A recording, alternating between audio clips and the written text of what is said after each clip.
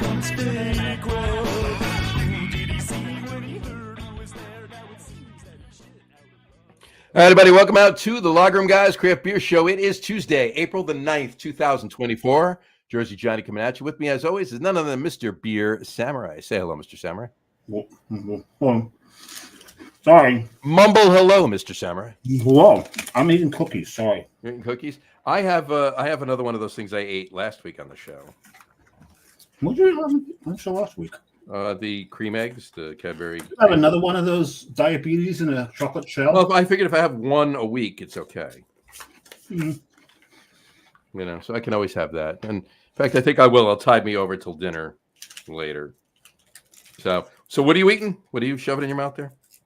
They are Chinese almond cookies. Oh, yeah. It is National Chinese Almond Cookie Day.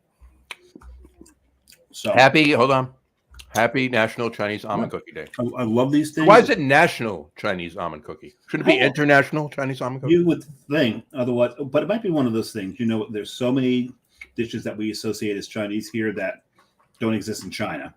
Right. So that might be one of those things. Like the Chinese almond cookies, to me, bear a striking resemblance to Italian almond cookies. But call me crazy. Yeah, you're crazy. We know. We know this. Yeah. Well, what is it? Fortune cookies. Fortune cookies were invented in the U.S. Mm-hmm. I think on Long Island, as a matter of fact. Probably.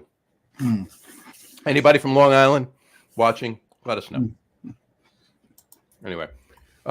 So yeah, happy National Chinese Almond Cookie Day. Happy National Gin and Tonic Day, a day that's near and dear to mine and Dave's heart. Mm-hmm. Mostly John's heart. He's mostly mine. He's more the gin whore than I am. This is true.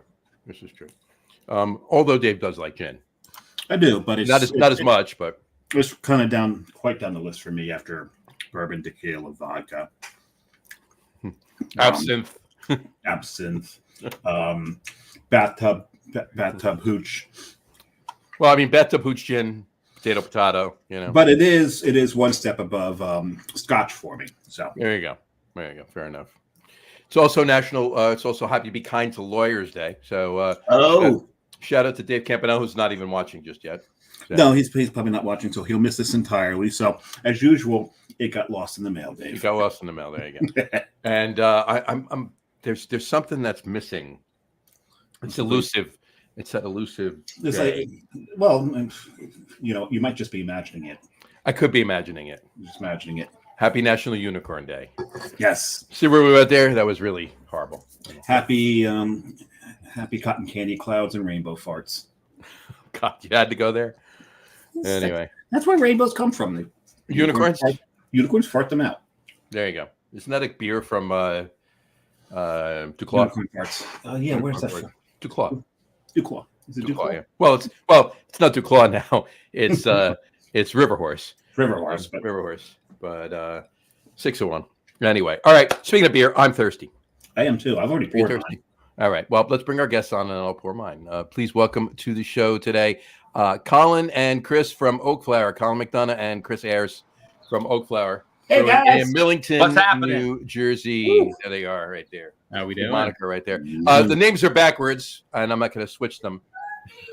Their feeds, just in case. I don't want to touch any of the feeds.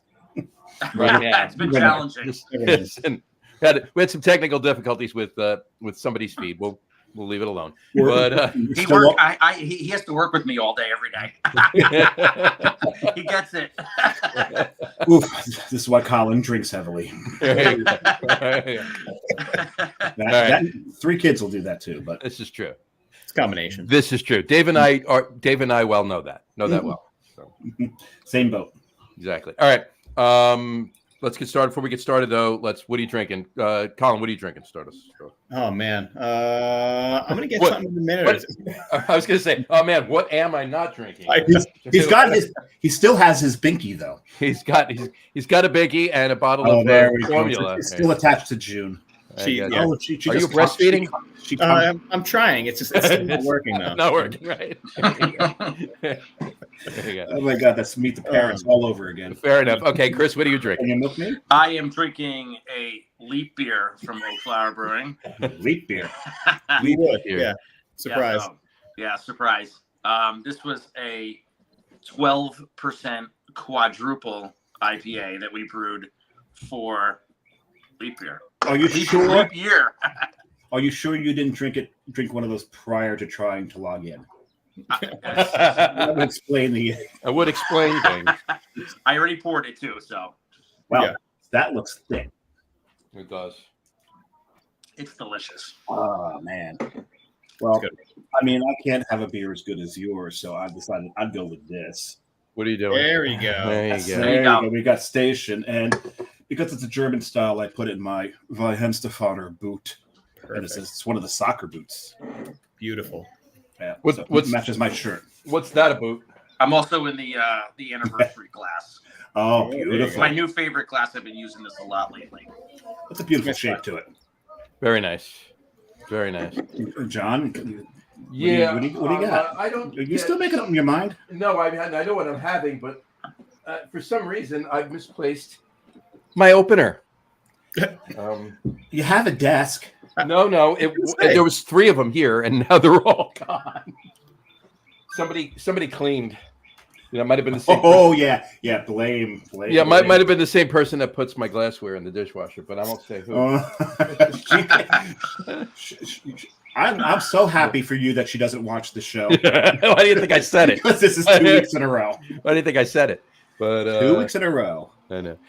Anyway, all right. You know what? I will continue to look. I will switch beers. He's gonna switch beers. I can do that. It's allowable. It's allowable. Okay, so for my first one, I do have to apologize ahead of time, though. I will say it right now. I do apologize to you two gentlemen. I do not have any.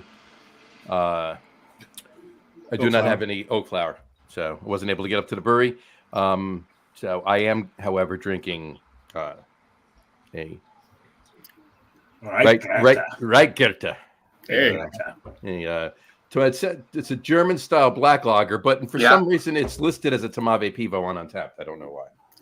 You think it should be listed as a short? Okay, never It mind. should be. So we're going to change that right now because we have the technology. Let's do that. While we wait for John to type. Oh no, I typed already. There you go. There we go. He's got it. Beautiful. Okay. Perfect. Perfect. Prost. Yeah. Cheers. I'll get there. He's gonna pour it eventually, so we can. I gotta pour it yet. I was gonna pour the other one. That was the thing. You know what's funny is this is the darkest of the 3 beers I'm drinking, but it's also the lightest of the 3 beers I'm drinking. John is having technical difficulties. No, I'm not having technical difficulties. I'm just having. I lost my Equipment issues. Equipment issues. Exactly. Let me take my. That sounds like a personal problem. Now I can do it. Sláinte, gentlemen. Gotcha. Air cheers. Product placement. Sorry. We've been product placing for. There we go. For them. Yeah, as if. Right. I'm sorry. Yeah. He's going to. You know what? Maybe I'll just glue this to my forehead. Yeah. There you go. I'll just do that. All right. I can open it up and wrap it. You could do that. So, all right, let's start with the first question we ask everybody. Colin, we'll start with you. To the best of your recollection, what was the first craft beer you ever had? To the best of my recollection, I couldn't tell you exactly which one. I'm sure it was some Sam Adams seasonal thing. Fair enough. I couldn't tell you off the top of my head which one it was, but I remember like just craft beer in general. I always like to make fun of Chris's age, but my age, I grew up, and as soon as I could start drinking, craft beer was everywhere. So it wasn't like the story of starting, turning 21 and having to drink whatever crap was around, and then eventually getting into craft beer. It was like I kind of started drinking, and I went to the restaurant, and they had all sorts of craft beer kind of ready to go. It obviously wasn't like it was today, but yeah, a lot of Sam seasonals, and whatever else was just hanging around on restaurant tap lists at the time. What's funny though, you say that, and I got to tell you this. You say that there was obviously a lot more readily accessible craft beer when you turned of drinking age. But anyway, those of you listening to the audio podcast, I did air quotes. Anyway, but yet your first beer was most likely a Sam Adams beer, right? Well, there was a hell of a lot less, if any, craft beer back when Dave and I were, and I'll throw Chris into that one as well. And the first beer that I had or Dave had was the Sam Adams. So. That's the first craft beer. John, I got something for you. Here you go. Thanks. Thanks. It's here somewhere. I just got to find it. I'll look for it. I'm enjoying the Schwartz beer right now, so that's good. Excellent. Chris, what was yours? As I'm enjoying this Kolsch. I mean, I would have to say, I mean, Sam was one of those beers that you transition to. I remember going from like Rolling Rocks from Budweiser to Rolling Rocks, and then going down the row, you know, and then exploring like the Stellas and that kind of stuff, the Heinekens, and then, you know, then came the Sams. One of the ones that comes to my mind is Captain Lawrence. Oh yeah. Okay. That's for some reason that sticks in my head. That was like one of the early ones I remember when you started seeing the craft beers on the shelf.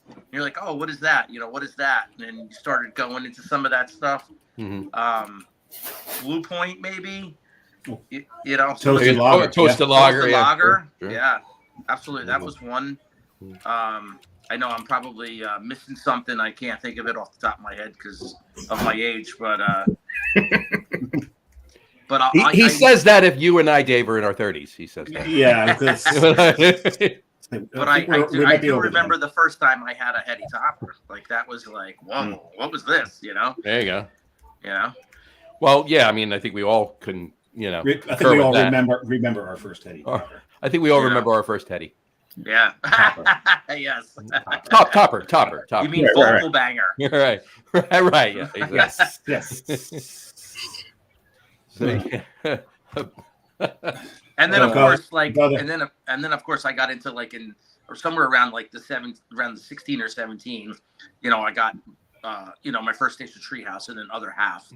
Sure. And then it kind of went wait a second. So you were drinking before you were 16? When he was no, 16 or 17. Yeah, the year. When he was 16 or 17, he had Treehouse. I'm like, wait a minute. Yeah. Finally made it to Treehouse when he was 16. My kids were older than that when Treehouse came out. Anyway. All right. We got our first comment of the day. It's from, I don't know who this guy is. It's Matt Patensky. Oh, it's that shark guy. There you go. What a sweet guy. Colin and Chris. Hi, Matt. Hey, bud. Yeah. I did mention to him earlier that you guys were coming on tonight, and his response was sweet.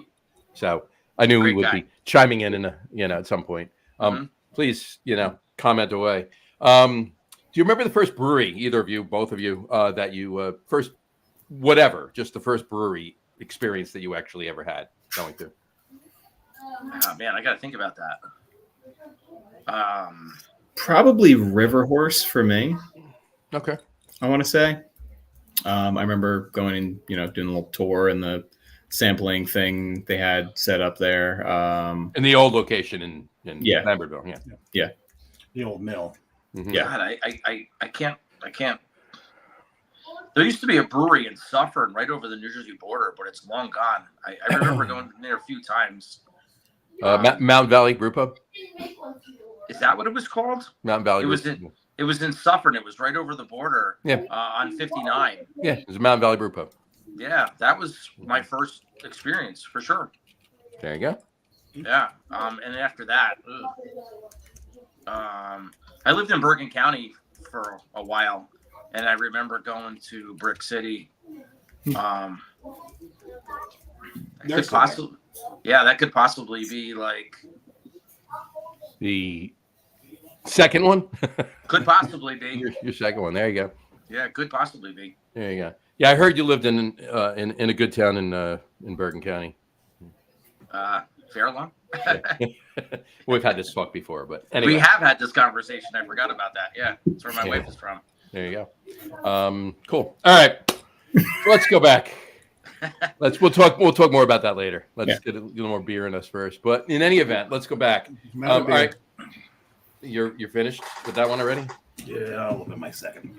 Well, I mean, it was a Kolsch, so my second one's a little. And you were halfway done with it by the time I poured mine. So. Yeah, it's true. Yeah.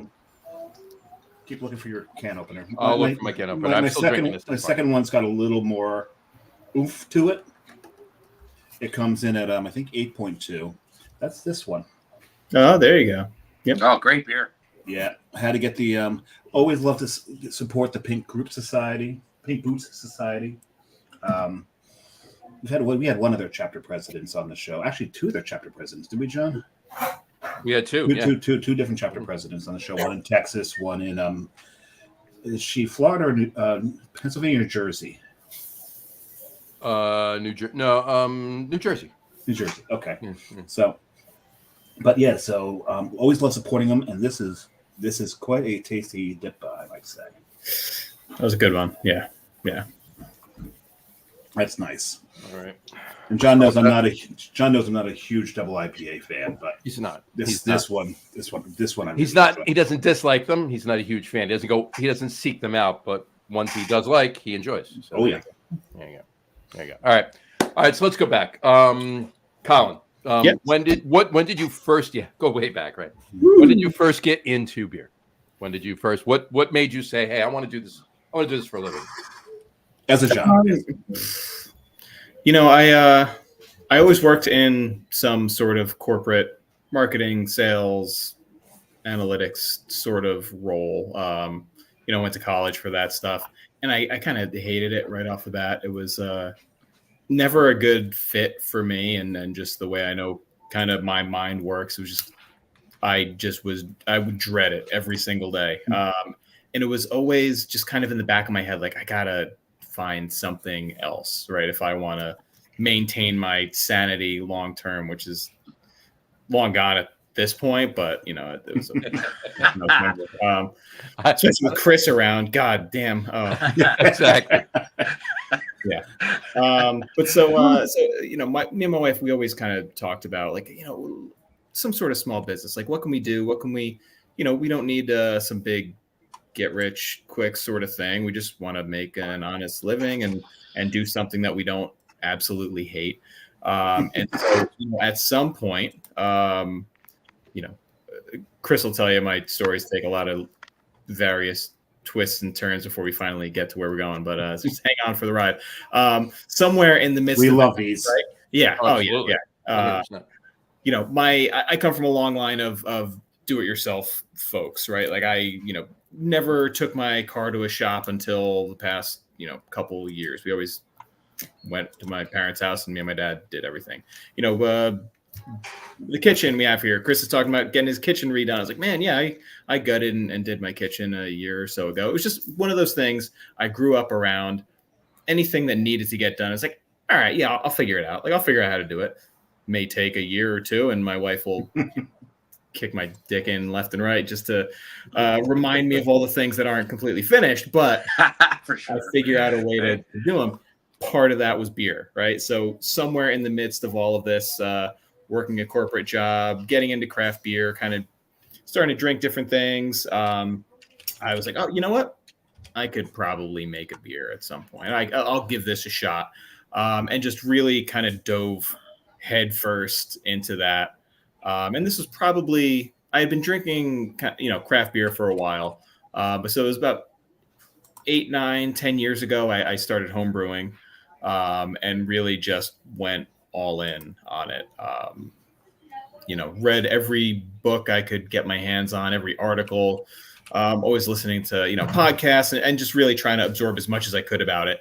Sure. To refine things, to play with things. And it's just, I know how obsessive I am about all this stuff. This was one of the instances where it wasn't just a waste of time completely, because I was making really good beer and I started entering into competitions. And it was once I had entered I think it was like one of the first competitions. I happened to have a couple beers ready. I was like, let me just throw them in here and just get some feedback on one of these things. And I meddled with every beers I put in, and that was one of the beers that then the folks over at Twin Elephant picked to scale up. And I'm like, holy shit! Like I wasn't. Oh, nice. It was like the next day. I'm like, oh, maybe I'll go back and see what the scores were. I'm like, oh my god, wow, actually worked out all right on that one. There you go. And so I just kind of kept pushing down that route and trying to get as much feedback as I could until I felt confident enough that I'm like, all right, people aren't just completely blowing smoke up my ass. There might be a little bit, which is fine. I like that from time to time, but for the most part, leave that alone. Leaving that Spirit in alone. the brew house, guys. You got to take what you get. So yeah, everything was positive. I felt good about all of that, and just again started pushing further and further through, writing up a business plan, trying to figure out a way to make it work, because it's just not an easy thing to do on a shoestring budget for two working parents, me and my wife. I keep nodding this way. She's in the kitchen over there. But so, yeah. This way? No. Hi, Lee.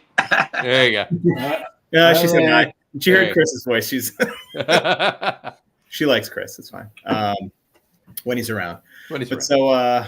so, she yeah. doesn't. She doesn't like him when he's not around. Well, when he's not around, yeah, that's okay. He knows. Gets blamed for everything. Yeah, it's probably his fault anyway.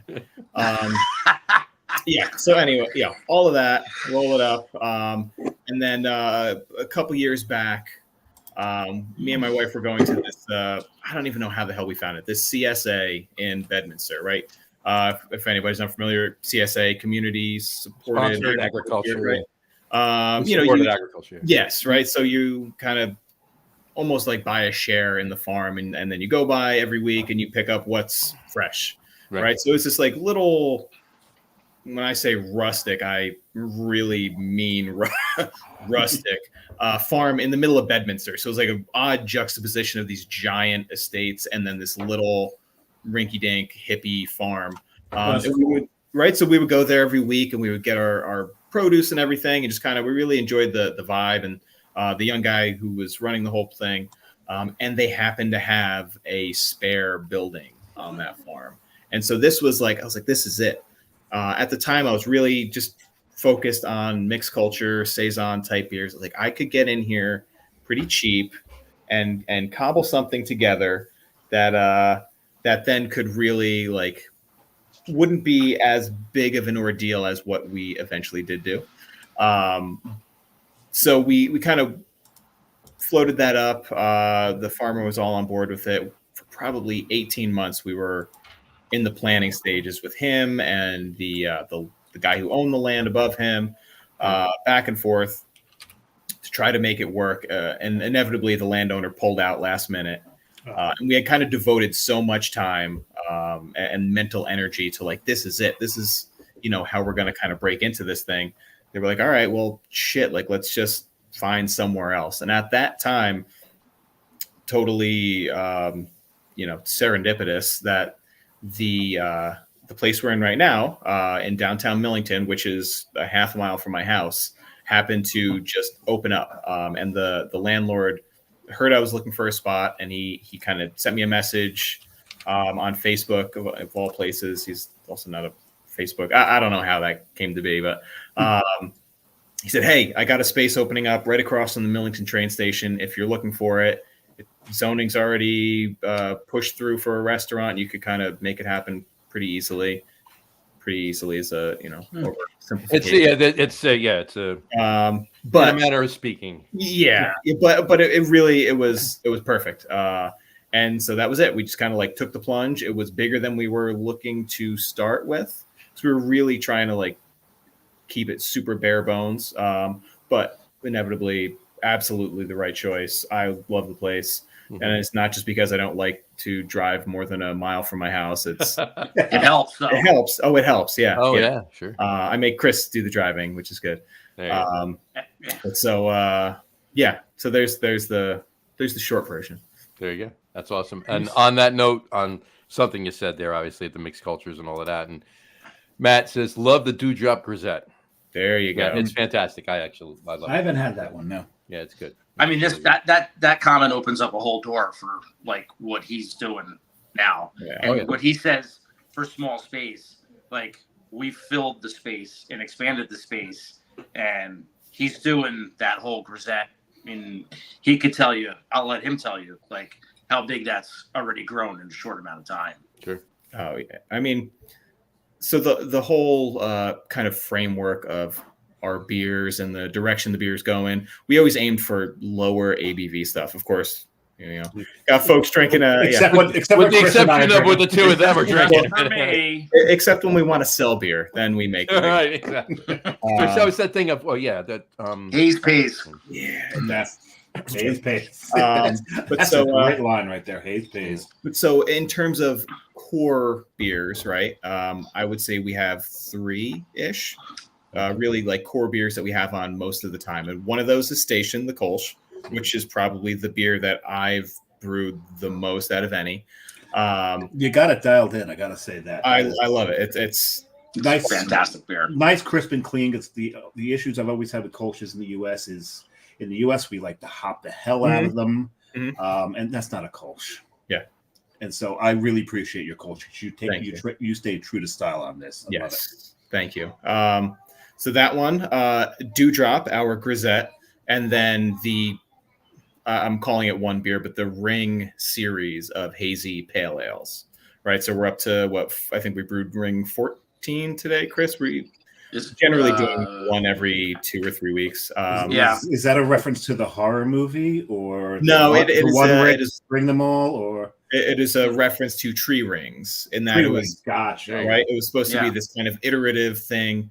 Because I don't like making up beer names, and I really didn't want to do that all the time. So like, cool, we'll have numbers, and we don't have to really rewrite that portion of things. But the beer kind of fluctuates a little bit, but it always remains in this 5.5% hazy pale ale, trying to kind of pack more of a IPA body and flavor into a pale ale to, again, steer things towards this lower ABV thing. Right. But backing up, the second beer, right, was Dewdrop, the Grisette, which is just a style I had fallen in love with at some point, and kind of the,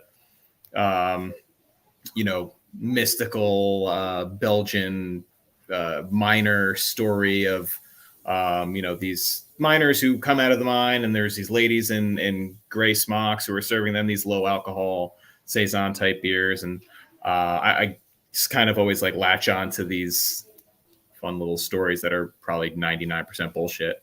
But they're still great stories. I love a good story, whether it's true or not. A good story is a good story. Never let the facts get in the way of a good story. Oh, never, right? Not a chance.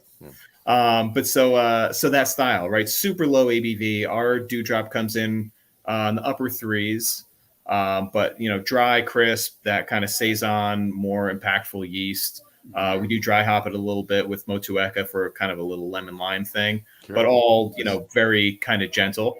And so that's the other beer that I had brewed the most, and probably the beer that I had iterated on the most before opening the brewery. Really kind of tweaking, trying to get the body right, trying to get it, crisp, but not watery, and kind of dance around that whole thing.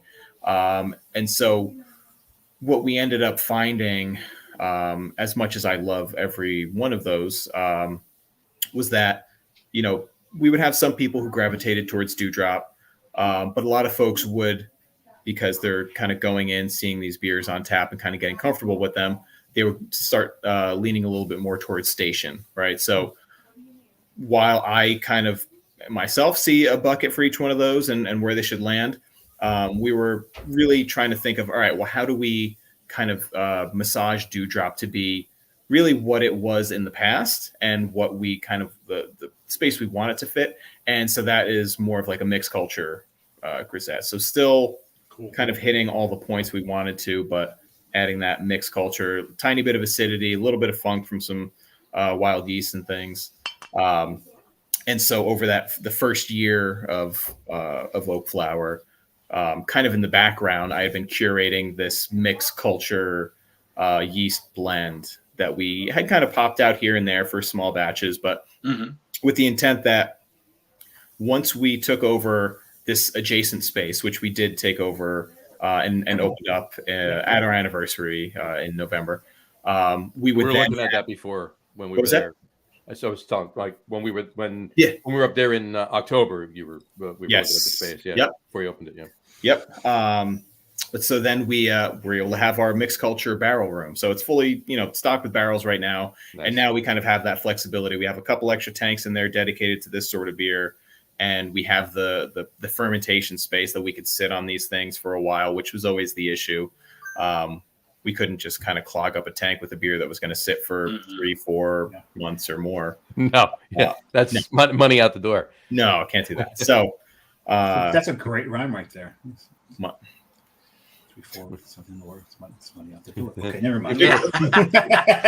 you work 3 it out. months, maybe more money out the door. Dr. Seuss runs a brewery.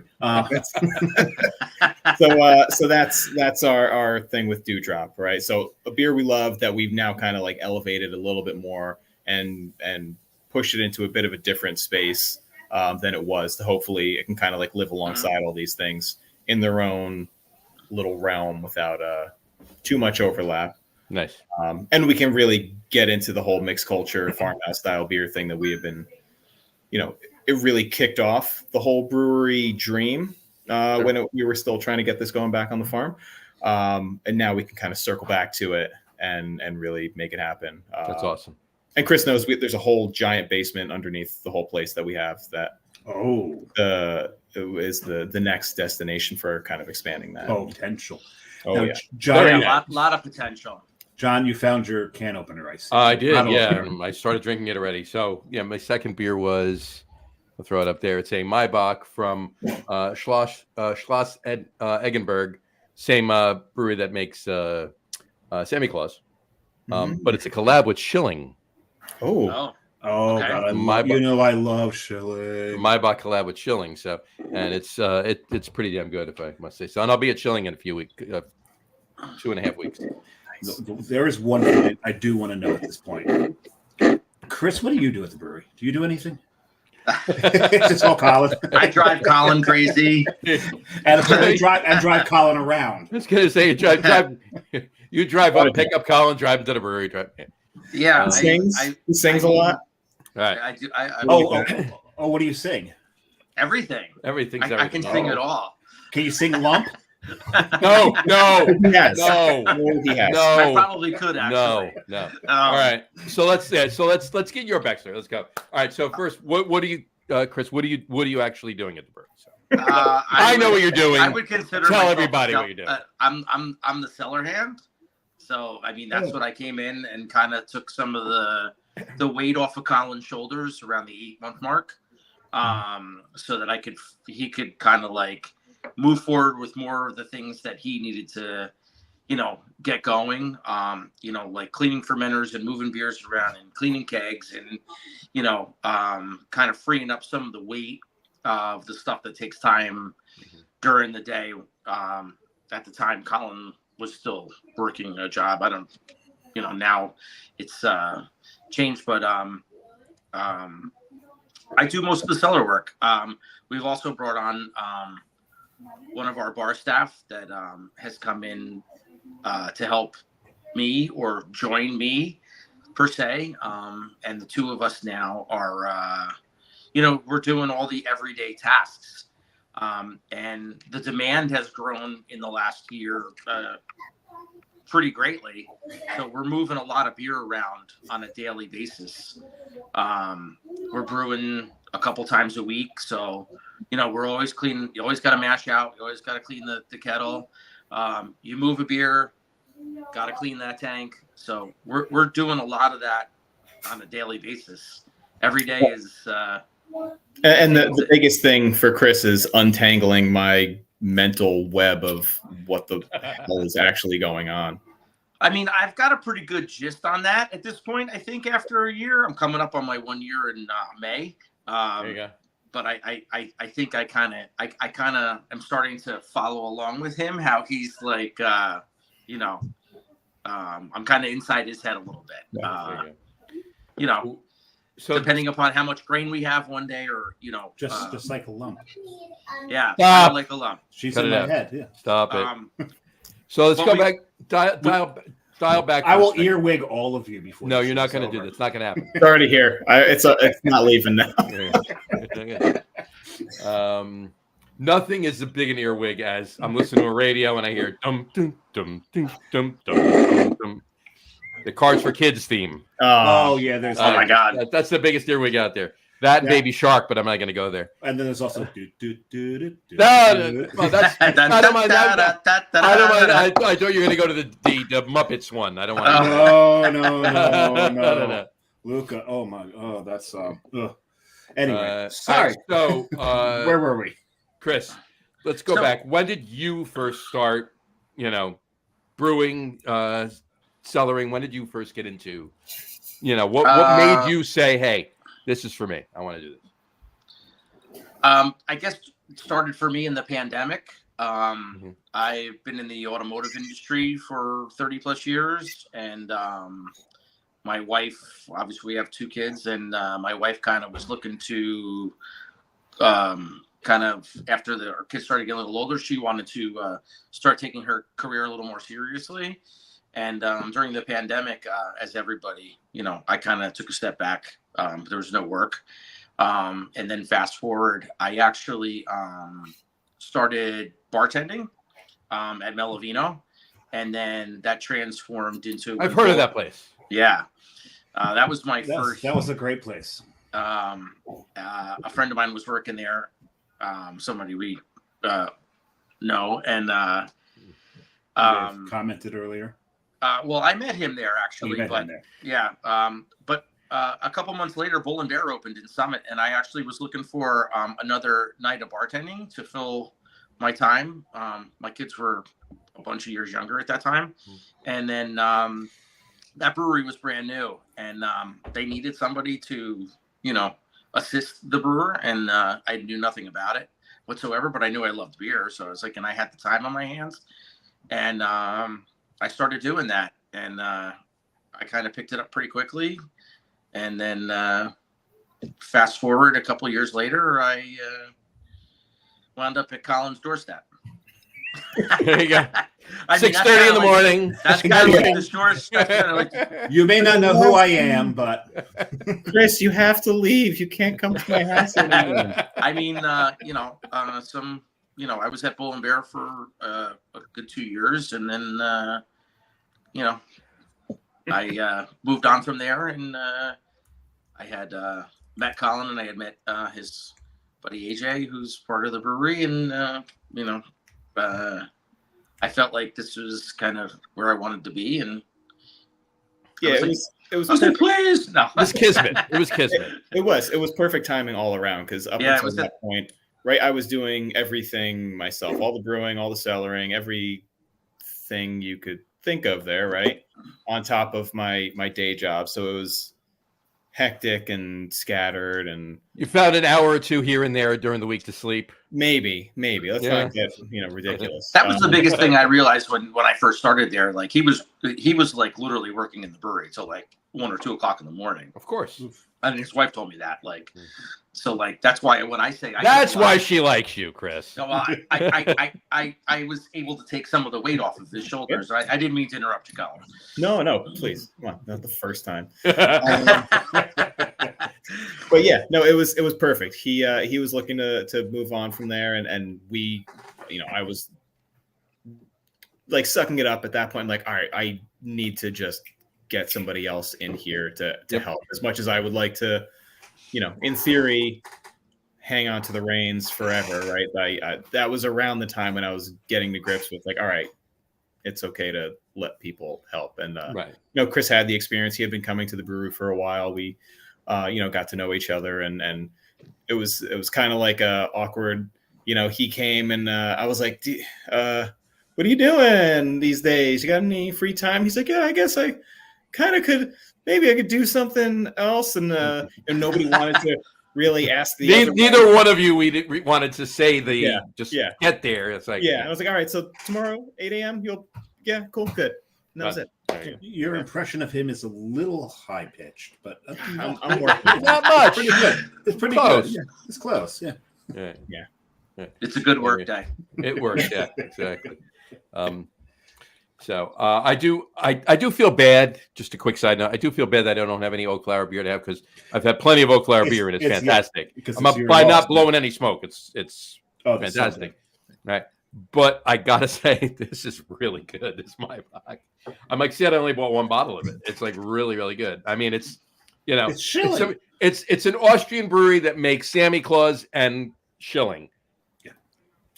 Yeah, Which- It's not too much room for screwing up in that. No. Quotient, so. To quote a friend of ours, all four of ours, there's no suck in it, is there? Yeah. Is that friend still on? Where did he go? I don't know. Maybe he's eating. Anyway. Well, yeah, there's zero suck in that beer. That's what he said. Okay. That's his favorite line. I want to, Colin. Yeah. What was the first beer you brewed? Ever? Yeah. Ever. Some sort of generic stout. It wasn't really like a dry. It wasn't really a Guinness. I don't know. I couldn't tell you exactly. Just out of some recipe book thing, like a 6-7% stout. And it was good. Yes. It was good. Very good. I'm not. You always hear oh man, the first couple beers all sucked. I'm like, I don't know, man. That first one, I held on to bottles for it for a long time. I was like, I couldn't make it again, but I was like, it's pretty good. I'm all right. I kind of fell down the same path, right? Like everybody would tell me, oh, the first beer I brewed, sucked. It was bad. I just, it would have been easier for me to say, I can't do this, screw it, and just leave it alone. But I persevered and brewed a good one. But the first beer I brewed was, it wasn't the best thing since sliced bread, but it was pretty damn good. Yeah. It was like, hey, and I followed the Mr. Beer recipe, right? So and yeah, there were extracts in there, but it was an oatmeal brown, and it's kind of hard to fuck that beer up, My first was a chocolate stout. Yeah, and that came out. The stouts are forgiving. Yeah, quite forgiving. Yeah, I did not attempt an IPA or something difficult at first. It was So Chris, I didn't homebrew. Like I said, I started as a cellar hand, and I've always been okay with it. I like the mechanics behind it. I haven't really gravitated towards like saying, "Hey, I want to be the head brewer. I'm calling the shots." Like that, just I don't know, wasn't like anything that I maybe I'm cutting myself a little short. I feel like I've learned a lot. And I feel like I can hold the reins. I'm definitely. I don't know. I'm still. I'm okay. Like making sure things are moving and things are working. You're okay being the producer behind the scenes. You don't need to be out in the front of the stage. No, definitely not. I got you. Definitely not. Yeah, until people come in the tap room and then and they start singing. Come on back. Come here. I'll show you around here. Do I do that? I don't know. Do I? No. Well, you do it. Well, me and Matt, but that was me and Matt. That's not Joe Schmo in the tap room. I'm not Joe Schmo. I'm just saying, me. You know Matt. Yeah, I know Matt very well. I know Joe Schmo. I know Joe Schmo too. Graduated. He's a nice guy. A few of those. He's a nice guy. I know a few of those. I do love the mechanics behind it. As being a mechanic as a kid, so I like clamps and pumps and pressures and how everything kind of works. I don't know if I have the confidence to be like, okay, I can brew, but I think if Colin was over my shoulder and was like, "You want to do this?" I would be like, "Yeah, I'll do this." Yeah. I still need that push. Like Chris is definitely selling himself short. I mean, thank God for him, because you can see he's very humble. He's being very humble. He is, and you can see the 30 years of working on cars in various capacities when he's in there, and there's people who have come into the back and wanted to help out or do this or that, and couldn't tell you which way a hose goes both ways, and how to put a clamp on and all this stuff. Chris's mechanical mind, he puts things together pretty easily in his head and knows how to work them and how to follow things through and make sure he's not dousing himself in boiling liquid and all of that. And he's got tons of great ideas, ways to make things easier and simpler and shave some of the time wasted doing various other things. So I can't speak more highly of him there. And to his point, he is accurate in that he's probably not confident in himself enough to just do it, but he could, in a heartbeat, make it happen. Awesome. As you know, it's a daunting task, right? It's one thing to homebrew and you got a pot and you mix a bunch of shit up and then you take it out and you boil. That's easy. Yeah, that's easy. Right, Except for having to scrape the stove afterwards. Just throw it all out. It's better at that point. Yeah. Quick aside, really quick. Anybody that just tuned in to the video feed is probably sitting there wondering why Where your did that arm come from? arm and hand is so small. It's like Deadpool. Yeah. I was born like this, guys. Just be respectful. But the thing is, it feels huge. It's that New York Lottery commercial with the little man. That's why I started to laugh. Actually, There you go. This little hand crawling. She's like 95% asleep, and every now and then she's waking up just to pop a hand up and grab something. But I gotta love it. But yeah, I mean, it's a daunting task to jump into a brew house and figure out how to make all that work. But Chris knows how it all works. If I told him to take over tomorrow and brew whatever we're brewing, he could do it, and it'd be fine. Yeah. Well, there you go. Appreciate that. All right. By the way, Chris, Yes. Colin asked me to tell you. Never mind. You're taking over tomorrow and brewing everything. No. We're stays on tomorrow too, I think. Taking the week off. See, he's going on vacation for 2 weeks. It's a lot. Anyway. It's a lot. So cool. That's awesome. So what's on the horizon beer wise? What's coming out soon? Maybe later this year. You got some ideas coming down the stuff you brewed already. Stuff that's on a production schedule. I have one thing right on top of my head, but go ahead. What is it? Barley wine. Yeah. Oh boy. That's everybody's. Yeah, right even the on that. dog got Dog it. Are you barrel aging some of it? most of it. Are you barrel aging all of it? Oh boy. All So right, Sorry, I don't know if I was supposed to say that or not. Oh, it's fine. Yeah. Oh, yeah. It's super exciting. So the business, right? Oakflower, primarily me and my wife. We also have two partners, AJ and his wife, Danny, our best friends. AJ's been a small business owner forever. So is his wife. So they, in the beginning, I was like, oh, these guys will be great for helping navigate that. Cause like I've worked in bigger corporate situations. I couldn't tell you how to navigate like a small business sort of thing. But AJ and I are also met through the degeneracy of bourbon trading, and all of that, craziness that entails. So we made a lot of connections over the years in that world. One of them being our good friend Bavik, who runs Wine and Whiskey Country in Hackettstown, and also has his private label Staves and Grain bourbon and rye barrel picks. So we have been doing tons and tons of bourbon barrel picks through different liquor stores, and folks going down to Kentucky or getting samples back up here and splitting barrels and all that jazz. So when we opened up, I feel like it can be hard for some people, but like the access we had to freshly dumped bourbon barrels, like we were literally just like, cool, we'll take them and we'll use them as decor, right? We don't have a use for it right now, which felt like a shame. At the time, we just didn't have. I would have just like, you know what? I'll buy another 5-barrel fermenter. I know. I know. So then part of the barrel room is then also this kind of sequestered clean barrel storage. So we had our buddy Bavik call us up. He's like, hey, I got two barrels we just dumped today. If you guys want to come grab them, we grabbed them. We were a couple days off, whatever it was. We had brewed a big 13% barley wine. Timing worked out. Barrels were fresh, ready, and then we filled them right up. Yeah, I mean, you had ordered the grain with the intent. Yeah. We were like, we ordered the grain, and then we were like, all right, we got to figure out when we're going to fit this in. Yeah.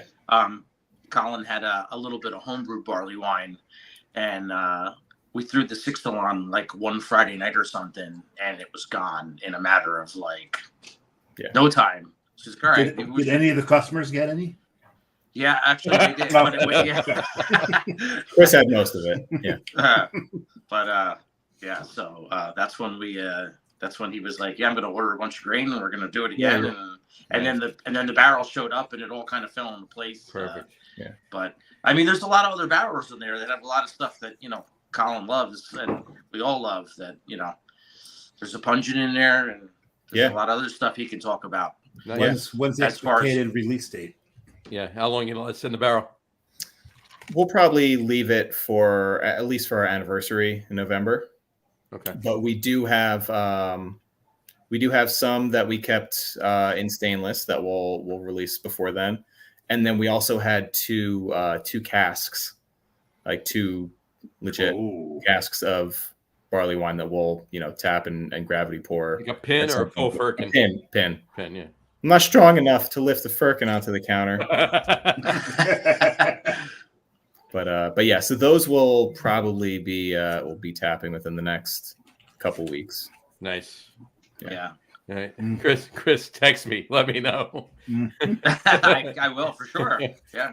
Oh yeah, for sure. I can let you and Matt know for sure. Oh, definitely, we'll be up there. I mean, there's a lot of good stuff back there. I mean, and there's wine barrels, and we're slowly filling them. Yeah. So stuff is going to start coming out. You wouldn't be putting your grisette in a wine barrel, would you? Yep, that was one of the. That's natural. Yeah. That was one of the big ones. We got a 600-liter punch-in, right? So that was the first one. Yeah, that holds a little less than we have all 7-barrel tanks, so it's a little less than that. But that was one of the first things we then brewed up on that side. Was we got that right into there, and that's then the kind of long-term plan is to have that beer, that grisette, continually cycling through this single 600-liter punch-in. Batch size works out good, and we get that kind of continuous mixed culture thing with it. That's awesome. That's great. Using that punch-in just always for just cycling. Yeah, awesome. We're just going to keep turning it over. Nice. Yeah, I love that. I've learned a lot about this too, which is great because it's we're doing this together, and that's great. See how it's all rolling. It's fun seeing Chris get excited about these things and seeing his gears turning. Because again, not that he's confident enough to jump behind the wheel entirely. He's got tons of great ideas for things. He drinks, more beer than most people I know, so he's got the experience. I drink all beer. All beer, he does. He'll drink anything, as bad as I think it might be at times. So John, I moved on to a third beer, and I couldn't let Chris drink the highest ABV beer on the show. Yeah, I have to get another one actually. This one, go. Yeah. Go grab it. Go grab it. Yeah, I can go now. Oh yeah, absolutely. We never stand between people and their beer. No, absolutely. Ever. Yeah. All right, Colin, this is the time to talk about Chris. Oh my God. This guy is the worst. Yeah, there's a reason he has no confidence. Is that what you're telling us? Yeah, well, it's because we beat it out of him. No, honestly, there are few people I get along with well enough to want to actually see them every day. My wife is one of them, and then Chris is probably the other one who just doesn't annoy me to the point of wanting to jump on the railroad tracks. Hey, Chris. He doesn't have his headphones in yet, so he can't hear good. us. Hey, Chris. Hey, Chris. Colin was saying some. We weren't talking about you at all. No, not at all. I'll have to rewind, right? Hey. So the third beer is this. I can't believe you decided to have that tonight. Well, 903. Yeah, I love 903. Oh, my God, they make some great. I had a 903 a few weeks ago on the show. I had that caramel donut ale, and so you're having chocolatini. There you go. So I was making fun of John earlier at the top of the show for having a diabetes and a chocolate shell. This is diabetes here. But I figured I needed this. This comes in at 13%, so I'll hopefully I'll sleep well. That'll get But with all the almond cookies that I have on my desk right now, I need something to go with the almond cookies, and I think this is dippable. You may have to dip the almond cookies in this thing and see. They're good. I love almond. Oh my God! I'm gonna go right here. All right, now that Chris is back, I'm gonna go get my beer, and then he can. Yeah. Are you handing off? He's heading up. No, she's coming with me. She's coming with you. I'm coming with. So, Chris, now's the time to talk about. Colin. Now's the time to talk about. No. Okay. What do you want to know? Anyway, which I'm just finishing up. I don't want to like just get rid of You this. don't want without to. it. Yeah, you don't want to. This is fantastic. I mean, I only got a little bit more anyway, right? So, but this is fantastic. I am so looking forward to going to Schilling in a few weeks. You have no idea. I haven't. I mean, I've had so much Schilling beer. I've never been to Littleton, New Hampshire. I've never been to Schilling. So we're going to Burlington, Vermont, right? We're taking one of the days and just driving over to Schilling. And so, but via Hill Farmstead. well, probably on the way back. Okay. We'll do that, but so you can mule for me again. duh. And that's not an invite to everybody out there to send me emails to mule back. So for me, which is fun, is so my brother, I have an older brother who went to college in New Hampshire and stayed up there for a while and then moved back to Jersey and has since just retired and has he sold his house in Jackson and he just moved to Maine. That's my hometown, Jackson. Yeah, he just sold his house in Jackson. It's right over here, Jackson. Well, over So it's that way. right over here. For you, it's that way. For me, it's For this me, way. it's that way. Yeah. So my And older brother you moved lives to in Maine now. Where in Maine? Well, right now they're looking for a house. He's been married. He doesn't have any kids. He's older than me. Lucky man. He's older than you. He doesn't have any kids. No, he's older than me. Didn't have any kids. I'm kidding. I love my children. So. I love mine too, but they're renting in Kennebunkport for now. Okay. And then, but they're looking like within a half hour, 45 to an hour north of Portland on the coast. Yep. So that's up by that's up by Owl's Head. Owl's Head, yeah, close to Owl's Head, yeah. It's Bay something. Bay. Where is that? Bay something. Yeah, it's got something. Bay something. Bay something. Yeah. There's a lot of bays in Maine. Yeah. Kennebunk, Port Saco. They're all good towns, though. I mean, it's Biddeford is very nice as well. Biddeford, yeah, it is very good. My brother's in his glory. He's so happy up there. I love it up there. Yeah. Yeah. In fact, the last time I was up there, I ran into. Oh my God! Wait a second. Is he looking at Booth Bay? Yes, Booth Bay. That's it. So Booth Bay's got a really good brewery, by the way. I love the feel of the place. It's got like an English pub kind of feel to it. Nice. Booth Bay, the town of Booth Bay itself is really. It's almost the Jersey Shore in a Maine setting. I'll tell you that right now. It's very tourist traffic. I can't picture the situation in Maine. That just doesn't work. No, it wouldn't work. They would toss him in a lobster trap. Ironically, most of those shows. Well, first of all, they were all from Staten Island, but that's besides the point. Except for the situation, he was from Providence. No, situation actually grew up in Freehold. Which was the one from Providence? I don't know. But the club they always went to from Seaside was like 5 blocks away from me over here. They went to DJs over here. Yeah. Anyway, so he's looking for a place in Booth Bay. Yeah, somewhere in that area. Yeah, so it's beautiful there, and if you visit him, I'm hoping soon in the next month and a half. I'm hoping if you visit. visit, you got to get up there. You get up there. There is a what is it? It's an arboretum something garden thing. It's beautiful. Definitely walk around that. But Booth Bay Brewing's nice. I mean, I have beer in the brain. Oh yeah, personally. The last time I was in, I spent a lot of time in Portland. The last time I was in Portland, I finished the trip up with all the breweries I went to. I finished the trip up before I left at Allagash, and I ran into this guy there. Who's that guy? Unbeknownst. Unbeknownst, didn't know he's going. Of course, I was drinking one the night before up there, but that's besides the point. So. Yeah, we started our day at 11 in the morning. That was 11 in the morning at Allagash. It's Kerry's birthday. Yes, it was. My partner's birthday, and we hit a lot of freaking breweries. So, Colin, what are you drinking? Yes, what's the beer did you get? Speaking of Maine, we have a Nightfall dark lager from Oxbow. Nice. Oh, very nice. And if you go to Portland and you go to it's Oxbow, actually like there's a little bit of jealousy sitting right here from like a lot of jealousy. If you go to Portland, Maine, I want that beer and I want duck fat fries next door. Yes, that's what I'm trying to say here, John. If you go there and you don't get the Thunder's stolen. But if you don't get the duck fat fries outside, bring those in. And when they ask you, do you want an egg on that? Yes. I don't know how that's a question. Your answer is yes. How does it's always yes? Except for the last time I went, they actually ran out of eggs. because I ate them all the Because last he time ate I them was- all ran out of eggs. like an hour and a half before. So anyway, what was the beer you got there, Chris? I forgot to ask you. I grabbed another Oakflower beer. I grabbed Rootstock Citra. Oh, there it is. Citra and Vista. This is Citra and Vista. delicious. Yes, Vista is great. And There you go. And that was one of Chris's suggestions, Mister. I just cleaned the tanks. Mister, I don't know what it I'm is. just a cellarman. That's Yeah. all I am. So I mean, he could. Colin can tell you the backstory on the Before- Rootstock beers. Before But he does, though, I want to know why Vista.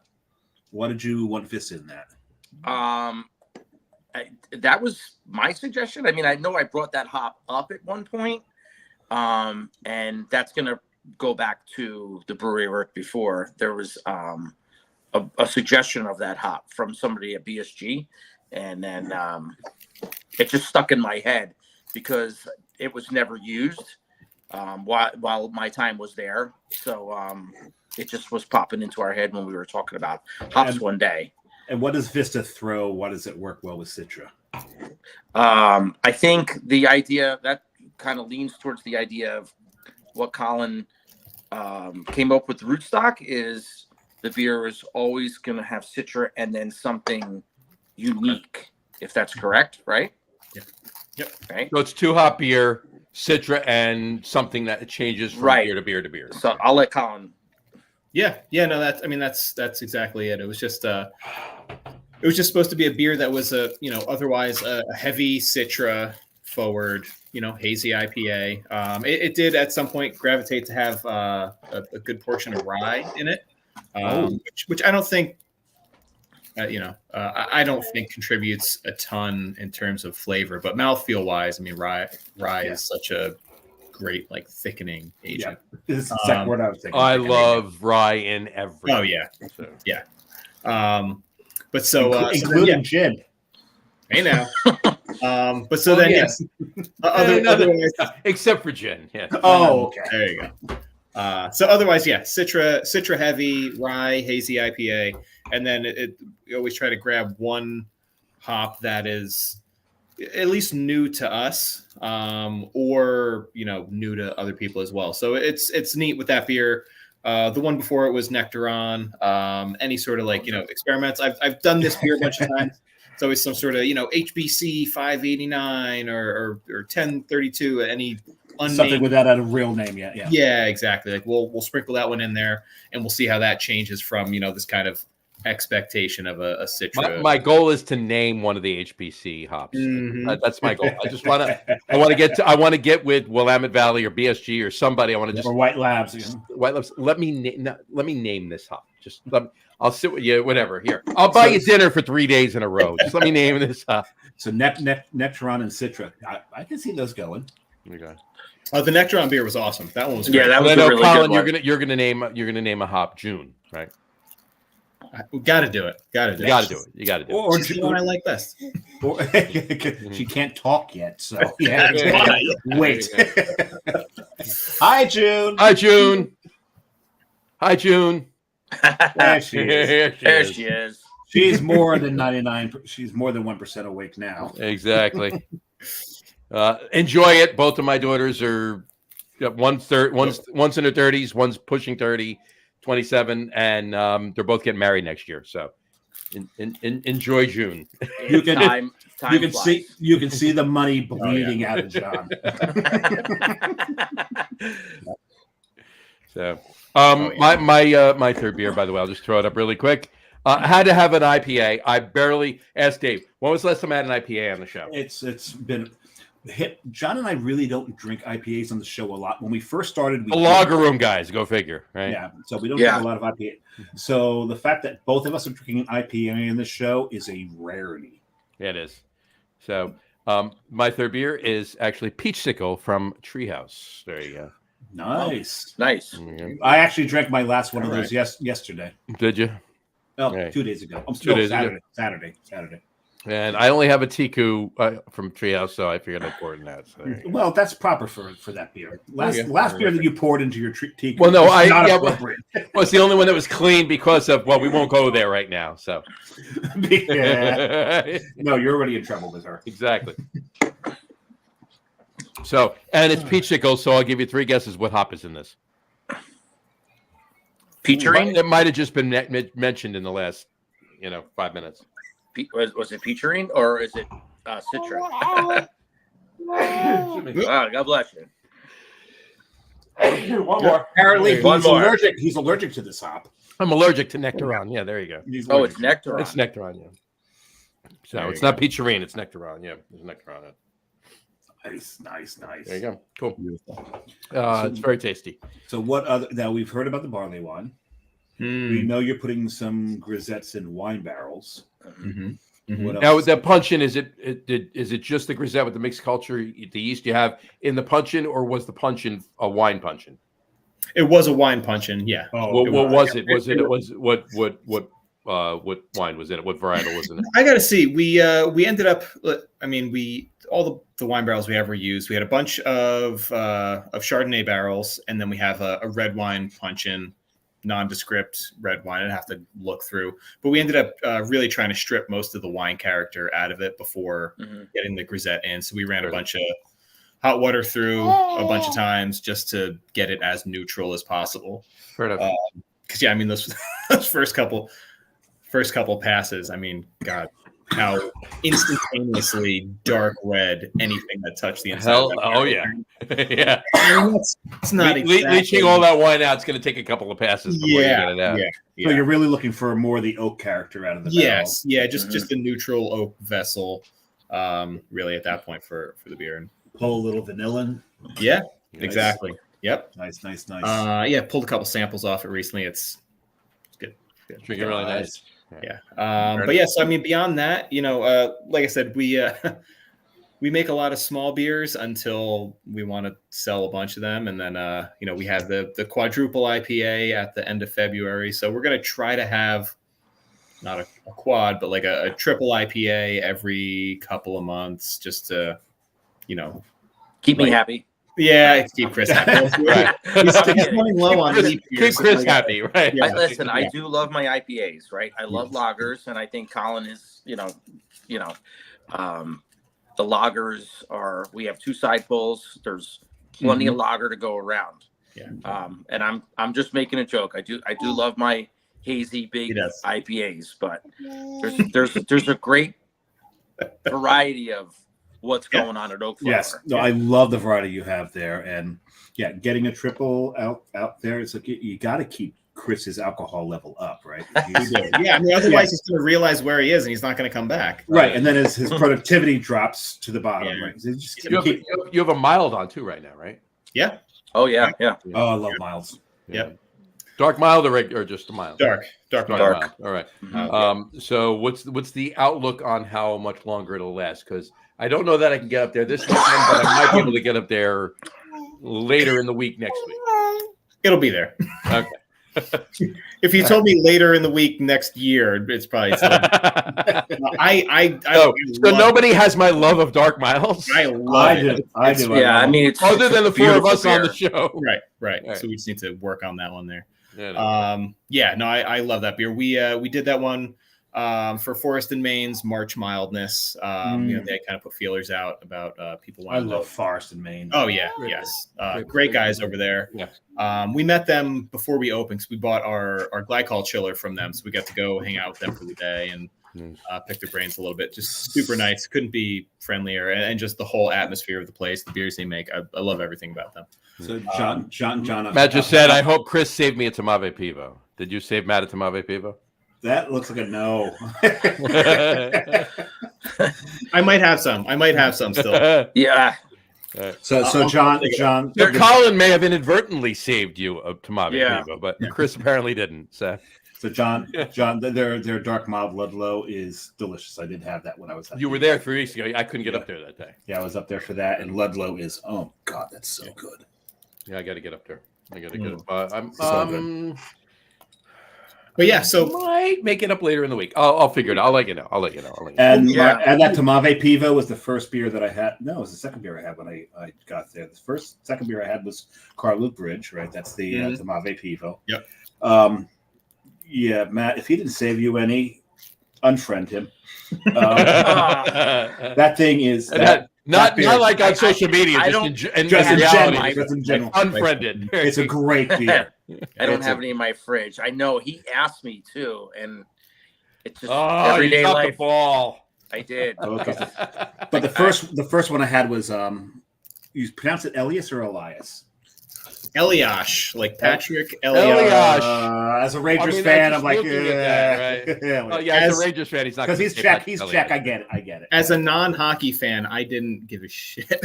But so that one we brewed with this guy Kurt. So he had won New Jersey Home Brewer of the Year last year. I had met him. Yeah, Kurt. I know. Yeah, I met him a little over a year ago now. Super nice guy. Really into traditional lager. And so he always made great ones. He won contest at the end of last year with his Czech Pale Lager. And then we had offered with that contest, like whoever wins, if they want to come scale up a beer at our place, we're happy to do it. Luckily, right, that all just kind of jived, and he won. He picked us, and then we just kind of went together on that recipe.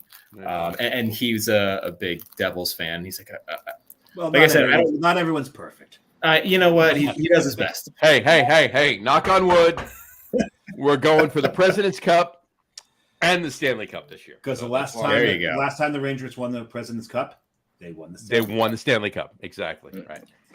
And it's there's only rare- been, and it's there's only been one team that has won the President's Cup and the Stanley Cup since '94. Blackhawks. The Blackhawks, right? Yeah, I know. So- by the way, Matt just said he cut me deep. There you go.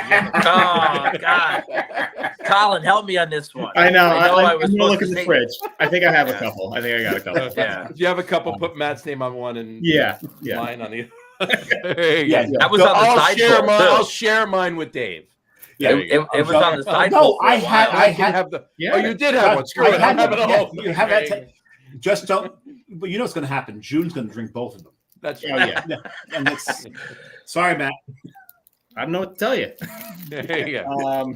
But yes, anyway, this guy, so Kurt, I told you I hate making up names for beers. He said he had a name for it. I was happy with it. And so we'll call it Eliash. I'm like, that's perfect. I always try to pick names that people like. It's one of the weird little things that I always want to pick a name that people can easily pronounce because so many things nobody has. Eliash is Elias, Eliash. It was Elias unless they were hoping it was Eliash, and those are There you go. so Well, look at, I mean, even any of the Devils like Escher, right? I mean, Yeah. his chur, right? Yeah. I'll continue to pronounce it Elias. Okay, that's fine. Elias, right? We'll allow it. Oh, yeah. But that beer was that's- excellent. But Yeah. Oh, it's I a bet great you beer. can I bet you can pronounce every Ranger's last name correctly, right? I bet you can do that. Yeah. I mean, I can too. I'm a Rangers fan. I mean, just I can't because I'm a Devils fan, but I didn't want to go there. But No, it's okay. We tease. You know, the year that they won the cup. If the Devils had won that series versus them, I would have rooted for the Devils. It was just whoever won that series deserved the damn cup. Well, no, I wasn't going The to root. Canucks- I wasn't going to root for the Canucks over the Devils. I mean, Exactly. The Canucks did not deserve it that year. The winner of the Rangers Devils that year deserved the cup. It was just one of the greatest series ever played in Stanley Cup Look, history. I think if the Rangers don't make, I don't mind turning this as a sports podcast. You wanted the sports podcast? Tune in tomorrow night at 7:30. And they won't say a damn thing about hockey. No. We're talking about hockey tomorrow night. You better, Pete and Harry may not be, but because they're kind of like Bonnie will be. they're kind of like WFAN. They'll talk about basketball year round. Anyway, but no, seriously, no. If knock on wood, they're probably going to win the President's Cup. Probably. Right? Odds are they may not, but it's most likely they're going to win the President's Cup. They got to at least get to the cup. You know, You have and to get to the finals. they You got to got get to the finals, or it's not a successful season. It's not They successful. were too damn good this year to not make it to the finals. And with Mr. Coach that takes every team apparently that To the he finals, coaches the first year. against the finals. So, anyway, Back to beer, John. Back to beer. Yeah, I think it's time for our top 3 list. What do you think? Why not? Why not? Why not? Our Got top time. 3. Our top 3 list tonight, as we say occasionally now. Top on the 3 show, we know- Czech Rangers. No. top 3. Top three. Rangers have had a lot of Czech players, so much so that one year they actually had a Czech line. Czech Whole line. Yeah, whole line exactly. Czech. They really did. All right. Tonight's top 3 list is top 3 New York City breweries. Top 3 New York City breweries. And Now, we're really surprised that we've gone this far and not thought of this one. show 175, and that doesn't include special shows. If you include National Lager Day and keg tree lighting and all the other special shows, we're closer to 200. But top three favorite New York City breweries. We've done top 3 New York breweries that didn't include New York City, Right. and we've never done even beers. So we were surprised that we went to this. So at 175 shows that this was still available, we figured I why can not? look out my window and see the damn city. Right. So, We just now got to this. I know one that Colin's going to say, and I'd have to agree, but so top 3 favorite New York City. Colin, who wants to go first? Well, What's Chris the- started, so let Chris go. Yeah. Chris go Chris. first. There you I mean, I feel like Colin's going to mention Finback. That's probably go. Okay. one of the New York City 3, breweries. 2, 1, 1, 2, 3. What are we doing here?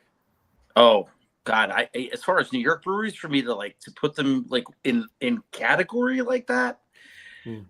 What's your third favorite, second favorite, top New York City brewery? Or just name 3. Or just name 3 and yeah, I'll I put them mean- in order for you. Actually, John, when you guys visited Strong Rope, Matt had brought cans back from Strong Rope. Yeah, we And, got a bunch of cans from them. Yeah. Yeah, and I've always wanted to go back and try more beers from them because the beer was really good. Sure. I enjoyed the beer from Strong Rope, and Finback, and then I've always loved Other Half. I mean, as an honorable mention, I mean these are obviously the big breweries, and then there's also Evil Twin. I know there's not much in Manhattan itself There's or one. is what Torch and Crown, right? Is the only thing that's in. He just got my Yeah. honorable mention. There you go. Yeah. There you go. I mean, All right, so your honorable mention's Other Half, and then you got Strong Rope, Finback, and Torch and Crown. I mean, that's that's what comes to the top of my head right now. All right. Yeah, That's I mean, fair I'm enough. sure That's not a- I'm not- sure I'm missing that's something. not bad. Big, That's how did not I a bad forget list. that? That's not a bad list. So, all right, Colin, what are your top 3? And it doesn't matter if he mentioned one because That's we're okay. all going to mention one. I that forgot nobody what he else said anyway. It's okay. I don't pay attention to Chris. Yeah. No. I'm going to say Grim. Oh Fair yeah, I've always had a soft spot for Grim. Who doesn't? And yeah, some of their Some people beers. have a wet spot for Grim, yeah. You know what? does. totally forgot about that. Yeah, Like I said, yeah. Grim. I always dug Grim. Yeah, Finback for sure. And then yeah, Other Half. So Other Half is like one of the me and my wife. Like I will say, I don't buy a ton of Other Half these days. I'll still grab it if I see something I really want to try, or like a brand I really like. Because you can just get it at the liquor store these days, which is fantastic. Yeah, exactly. Right. so much choice too. Oh my god! And it's like Nice. 3 days old, and it's ready to go. It's like Yeah, it's literally sitting on the shelf in the liquor Yeah. store 3 days after Yeah. it was canned. perfect. Wild. And Like yeah, you get it, and you still need to sit on it for a week. exactly. before It's a you little drink green. It's a little green. it. Right. But yeah, I mean, they're always like, they were one of the early ones that like really turned me on to hazy IPAs and kind of set me down that path. And my wife has always been a huge Other Half proponent. Nice. So we'll say them at number 1, even out of just importance to the brewery. But then honorable mention to Wild East. There you go. Their lager game recently has been Yeah, fantastic. it has been lately. It's been Yeah. like really picking up. It's a crazy good. Mhm. Yeah, for sure. So, Dave, Well, they're tearing up our list there, Johnny. they are. Since my honorable mention was mentioned, I'm going to pull up another honorable mention. No, mention it. Mention it. No, You no, can no. mention. No. I'm gonna switch from it, and because John, when we were talking about this earlier today, we forgot somebody.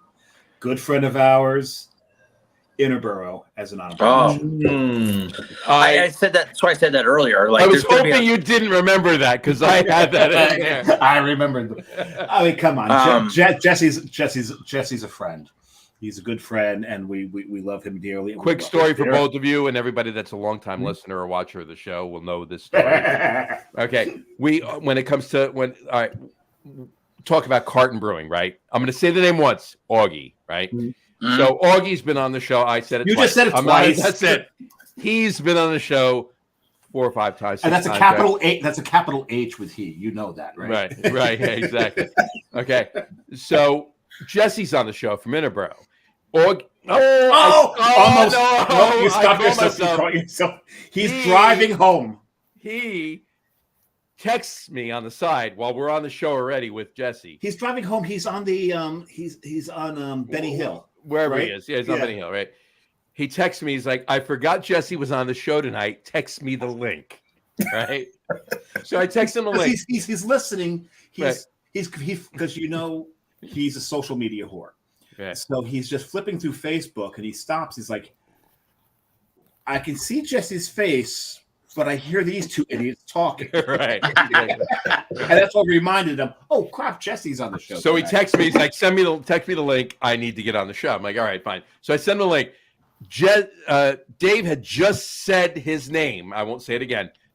3 times in one sentence. I don't know what the... Just like Beetlejuice. Whatever, right? So... it was like clockwork. He popped up on the screen and I put him up on the show right when he said the 3rd time he said the name. So now you're no longer allowed to say. So now we're no longer allowed to say that name 3 times on the show. On Beetlejuice. Yeah. So it's we've actually done it once because we got him. There's a brewery out on Long Island. And they model themselves a little after Carton. 27A Brewing is the name. 27A Brewing. And they had never met him before. And so we had them on the show and we had asked him, hey, this brewery kind of like follows what you do. You want to pop on the show? And so we surprised him. Nice. And so that was a cool moment. That was a really cool moment to give this young brewery, access to capital HIM, right? So that was a lot of fun. Yeah. So Interboroug's my honorable mention. I'm gonna go 18th Ward. I love 18th Ward. I love what they do there. I love the feel of this. It's good beer. The hang is even better, right? You go there and you got the locals in there, and the locals are curious. Like, it's a really cool hang. It's if you haven't been 18th Ward in Brooklyn, go. I can't say I have. Cool yeah. Oh yeah, no, you got to do it. It's they're not too far from Grimm and Interborough. It's a bit of a walk, but they're not too far. And it's close. It's a lot closer to Grimm than Interborough. It's it's a lot closer to Spuyten than Grimm, but we won't go there right now. Don't go. No, let's not talk about that. I got an article posting tonight about Spuyten. But 18th Ward, you go there. The locals are going to be there. They're going to be curious of who you are, why you're here, but in a very friendly way. And once they realize, hey, they like the beer, boom, you're in like Flynn. You have a great time with them. My 2 and 1 I've already mentioned. So my 2 is Finback, Exogenesis. And what was the other one? There's another. So 2 of my favorite IPAs ever brewed are brewed by Finback, Exogenesis and a Chrome. Crap. The one that throws strawberry. Yep, it's so good. That is probably one of the most perfect IPAs out there because because the strawberry it throws is all from the hops. Yep, it's okay. It is fantastic. I'll look it up. I'll remember it. Yeah, I definitely have to. So is that something they do yearly? I don't know how often they do. It's not a yearly, but it's a here and there beer. It's catch as catch can kind of thing. So they're my number 2. My number 1 is Just blanked on the name. Wild East. Wild East. Well, the reason I got stuck on it is because last time I had Exogenesis was at at a bar in Providence called Wild Colonial. So that's Wild Colonial. Yeah, so that got me all screwed up. Wild Colonial. And I've been to Providence more recently than you have. So yeah, and Wild Colonial is just such a great place. Was I wrong that that's not a great place to drink? It's a great place to drink. God, I love drinking there. Stupid fun. And it's funny because while I was at Wild Colonial once, I challenged the bartender. I said, "You've got this beer cooler here. You pull a beer out of that cooler for me to drink that I've never had, and I'll add $20 to the tip." He did it.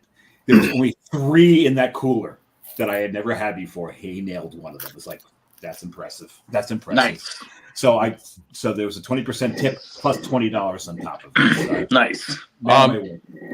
Matt just commented and he said Finback has a strawberry cake IPA. I'm not interested. You talk about a dessert IPA. I'm just no. Yeah. It assuming there's lactose in it, we'll leave that alone. So yeah. there you go.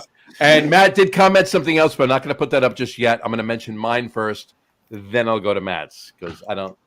Oh, nice! I like what he's going. Yeah, so we'll leave that alone. Yeah, We'll go to mine. I like where he's going there. Okay, I do too, which is why I'm going to go to mine first. Then I'll go to Matt's. There you go.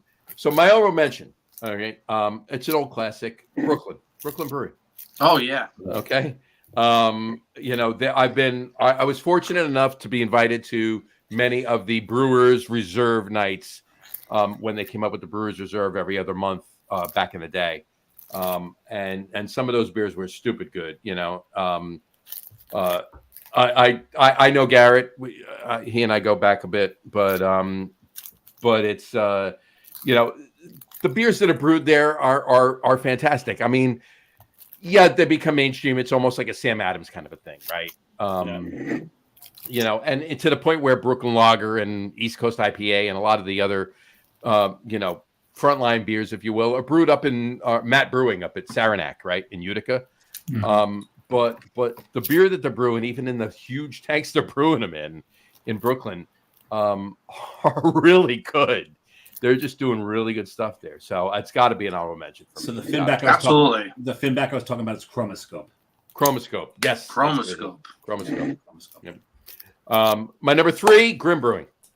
Colin, you mentioned it. Grimm. The stuff that they're doing is just it's stupid to not think it's that good, right? It's really good.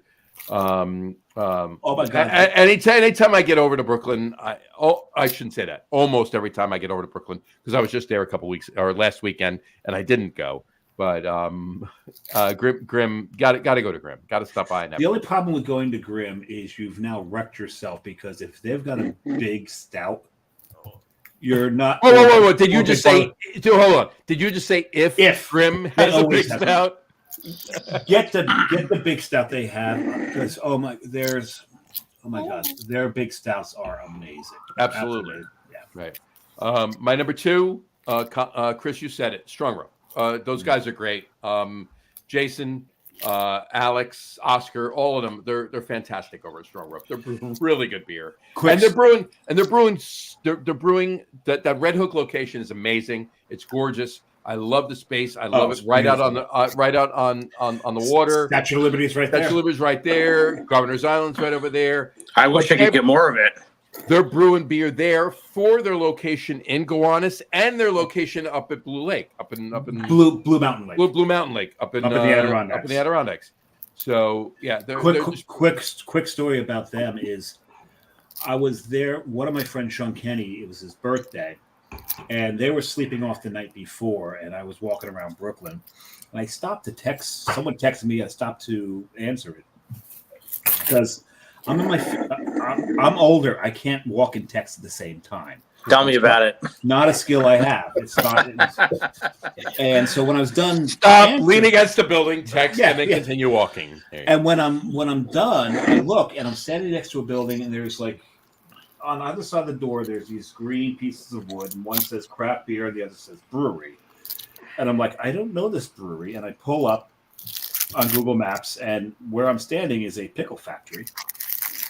Okay, so no, this is not a brewery. But I look, and there's a guy on a Macintosh with a full beard, and I see some taps like, okay, it's a legit brewery. You know, you just got this guy with a big beard with an Apple product. And so I text my friends. I'm like, okay, take this address down. They're like, why? I'm like, because we'll come back here. We go back later that day. We walk in and we talk to him. And it was Jason, actually. Jason and his wife were there. And I said to them, well, how long you been open? They're like, we're technically not open. We decided to unlock the doors and allow people in. So we were there for their first soft opening. And oh my God, their brown ale is one of my favorite brown ales. Strong Ropes brown ale is amazing. It's one of the best, if not the best brown ale brewed in New York City. It's one of the best. And he had issues with the red at the time. We told him there's something wrong with the red. He took a taste of it. He went back to the bright, poured it off the bright. He goes, yeah, I got to dump the whole tank. Damn it, you guys are right. But other than that, man, everything. I love the way this guy thinks. I love his whole business model. I love his beer. Matt just said Strong Rope is all New York ingredients too. Absolutely. Yeah, I was going to mention that. Matt had mentioned that to me. Yeah, it's all New York ingredients. They do all the grain, all their hops, everything they're getting from New York. It's all New York brewing. Excuse me. I took a bad sip of that beer, so that's interesting. So they are growing hops in New York because I knew like. Oh yeah, no, they're growing plenty of hops in New York. Absolutely. Oh yeah. I heard like a real long time ago, like there was a lot of hops grown in New York. 100%. So, all right, to my number one. Your number one, John. My number one hasn't been mentioned yet. All right, and it would have been if I put Matt's comment up, but that's why he waited. That's why I waited, so he could launch this himself. Exactly. And it's my buddy Chris Kuzme. It's Fifth Hammer. Yeah. Chris is putting out. That's some of the best liquid in the five boroughs. I've known Chris since he was brewing for Heartland and Kelso. John's known him so long that beforehand. So a lot of things we did, a lot of times with the top three, when John and I know that we're probably going to have some crossover, we parse off like, you can have this one, you can have this one, you can have this one, you can have this. And I immediately told him, you can have Fifth Hammer. You've known Chris a lot longer than I have, but if I hadn't given John Fifth Hammer, that'd be my number one as well. There you go. Yeah, Fifth Hammer is just Chris is brewing like ridiculously good beer, and John's got the hiccups now. I love it. I get the fucking hiccups. I'm like, I just spoonful of peanut butter. Yeah, I got it. Well, it's downstairs, so I got to figure that out. But anyway, and it's from last week's show. It's bowl and basket, but we'll go there. We won't go there. Anyway. Yes, you're right. But yeah, no. Chris is brewing amazing beer, and Matt and I get over there. I get over there, and I'm trying to get over there this Saturday. Pre-gaming Sunday. Every Mets game. Sunday. Well, I'm going to the Mets game on Sunday. It's Doc Gooden's jersey retirement. So I want to get over there afterwards. I'm going to stop by and see Chris. Yeah, the Mets are retiring 2 jerseys this year. Yep, it's their Gooden and Strawberries. Strawberries Saturday, June 1st. And so I'll be to that game too. So. And at the concession stands will have lines of Coke for you. Sorry, not anymore. Not anymore. I know. Matt just put this up. Stay away from Booger sugar. Oh yeah. No, not anymore for Straw. Actually, I met Daryl probably about. Oh, well, he just survived a heart attack, didn't he? He did, yeah. I met him about 14 years ago. I met him like 2010. I met him. Great guy, and he was done. He was done with all that shit for a while at that point. And great guy. Never met Doc, but met Straw then. But I'll throw up Matt's now. Matt said his comment: old classic Brooklyn brewery, personal favorite, Grimm, new entry, Root and Branch. He's 100% right. Root and Branch is brewing. But Root and Branch is not New York City. Well, I was going to bring no. Well, it is. It's Long Island. They're Long Island. But he was brewing at Evil Twin for a long time. Yes. He was in Queens. Yeah, he was. And as far as I knew, he was still overseeing brewery operations at Evil Twin. I don't know if he's still doing that now, but I heard, But the category is not favorite brewer. True. Favorite brewery. Favorite brewery. There you go. An honorable mention, Fifth Hammer. He only gave Chris an honorable mention. Sorry. Really? There you go. But when I did say Brooklyn before, he said Sriracha Ace. That's a Great great finish. beer. No, That's fantastic beer. And Brooklyn 1 and 2 are both fantastic. Brooklyn 1 and 2 are fantastic. And then you've got the that stout. Who I still think that the ABV is underrated on that. Which one? Double chocolate. No. Oh, double chocolate stout. Yeah. That's the ABV is underrated on I'm that. sitting on a 2010 and a 2011 black chocolate stout. Black chocolate. I really think they've got it underrated by about 3%. It's because I've hot. It's up there. I drank 3 of those once in a bar. I had to go out the back door. I had to figure out which of the back doors is the correct one. I chose the middle. I was correct. Good choice. Always take the middle. Always go with the middle. Always go in the middle. Yeah. All right. Cool. That's our top 3. Great top 3. I'm glad we actually went with this tonight. Holy shit with these damn hiccups. I hate that. I literally, it's not anything. I literally just took a wrong sip of this beer. And just I haven't had one since. All it takes. We both need to keep because I got my peanut butter over here. Yeah, you did last week. Was it last week? 2 weeks ago. 2 weeks ago. We both need to keep like the jar of peanut butter by the damn computer. Exactly. At any rate. So, But all right. apologize to all the breweries that we didn't mention. There are some great breweries out there. Like KCBC. Yeah, I heard there's over. Oh yeah, KCBC. There's over like Big 30 Alice. just in Absolutely. Alice. Yeah. Absolutely, And KCBC. I mentioned earlier Captain Lawrence, which is in Queens. Yeah, they're outside New York. No, they're not. They're they're not in Queens. No, They're in Westchester. Westchester. Yeah. Yeah. Matt just said have to run, but keep up the great work at Oakflower. Have to come see you soon. Please Yeah, do, we'll get up there. Definitely. You guys do great work up there. And I hear, and John and I were talking about this earlier today. Talia has got like tap rooms and like 3 boroughs now, I think. And they just opened one in Manhattan, and I got to get to them. Like there's some great things that they're doing there. So there's a lot of them. And not to mention over in Queens, LIC Beer Project and Single Cut. Yeah. Single cut. Yeah, Single Cut. I've heard of them. We can just keep coming up with them, and I keep forgetting. Yeah. You don't. We actually did. We actually did when we announced the launch of Coastal Brew Works. Matt and I were actually at the Single Cut location up in Clifton Park, New York, which used to be Schmaltz. Yeah. Hebrew. Yeah, exactly. So we were there. So that kind of a connection to the show. But in any event, yeah, there's plenty of. I tried to pass that out. You couldn't laugh at it. Right? You had to do that. It's too funny. Exactly. Because it's you this time. It's me this time. It's not you. It was hysterical when you were doing it. Of course it was. I've got to say, I play bass and I got a bass guitar over there, and on the case I've got a whole bunch of stickers. One of my favorite stickers on it. This would be really funny if it weren't happening to me. Yeah, exactly. That's for sure. All right. Listen, what's coming up in the future? Near future, far future, events wise, anything that you guys are doing that you're involved in that you're going to go pour at, whatever. I know. I'm trying to think of any big things we have coming up soon. We were going to be at the Tin Barn Block Party this summer. Wow. Okay, so you're talking about a brewery whose flagship is a triple IPA. So we'll only bring the smallest of beers. What brewery has a flagship triple IPA? I mean, so Colin, you might have to drive Chris home. I'm gonna leave him there. I'm even better. I'm not. I might kick and scream. I'm not going. I'm not. Yeah. We have that coming up this summer. We're going down to Altered States too. That is in July, I think.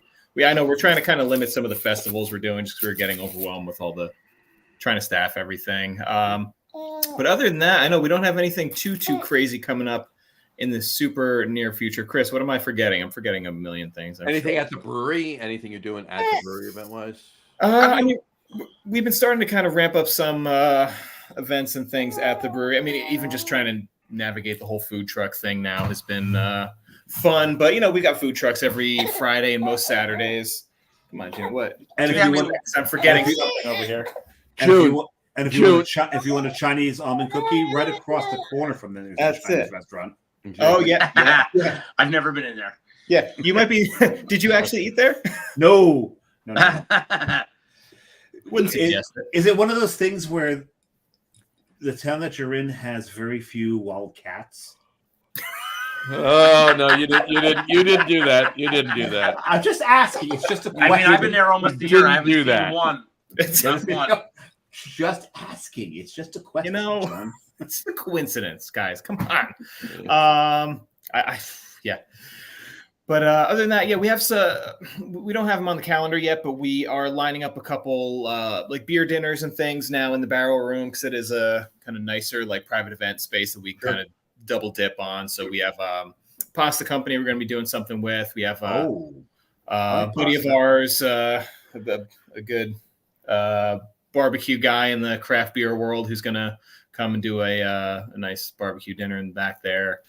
Outside of that, yeah, just all the random mind regurgitation of various beers as they pop into my head, and we decide to make them that day, and then bring them out a couple weeks later. The planning is not always the best. As I mentioned earlier, we have 2 side pulls, so there's always 2 yes, lager style beers. And you at seem to Oakflower. you seem to always have some boga going on too.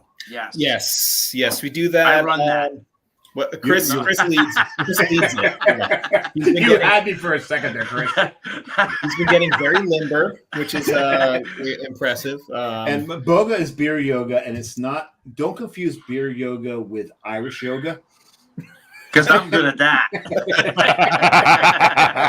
They're 2 different things. Yep. Oh, you're gonna love it. Because the Irish yoga comes well after beer yoga. If you stay at the Well beer yoga, after. you're done. Oh yeah. But yes, we do boga. I think we're still doing that once a month right now. We'll occasionally pull in a second one. We actually have a friend who teaches Pilates who's going to come do a Pilsners and Pilates thing one I weekend. like that. Pilsners and Pilates. Yeah. Are Sign me up. you hanging the ropes that they can, You know what? You're only seeing me from the shoulders up, but it's 6-pack going down. Or is it a 4-pack? It's not good. Well, they sell I'm in not 12. doing any of it. Sell in 12, so it's a 6-pack. That's true. There you go. I have the body of a god. Too bad it's Buddha. There you go, Chris. Nice. But yeah, Well said. There you go. trivia every other Wednesday. We started doing vinyl night, which is Ooh, nice. which is fun. We do that on Thursdays. Wait. Never mind. Hit it. What? Say it. Vinyl records. We'll leave it at that. We also have vinyl after dark in the basement. So we have That's a what large I run. basement. It's- There you go. That's Chris's gigs. That's a different type of yoga, isn't it? It's Totally different. Something like that. Yeah.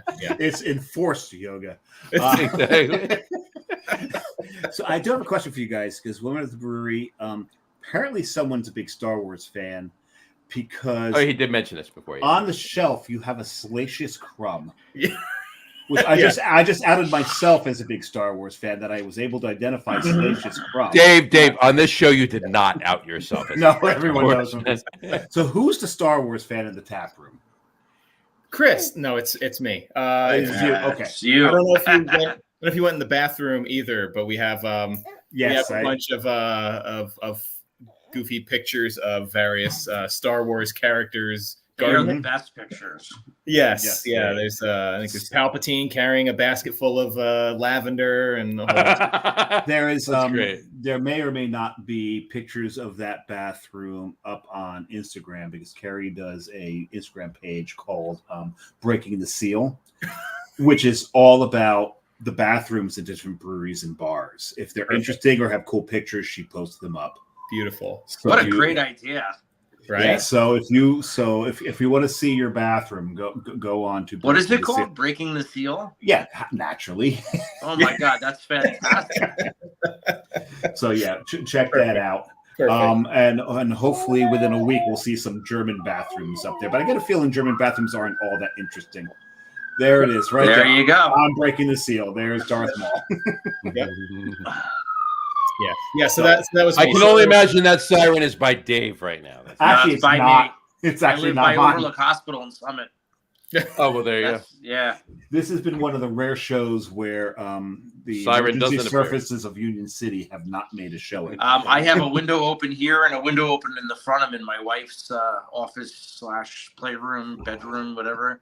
And I live pretty close to Overlook Hospital, so That'll do it. yeah.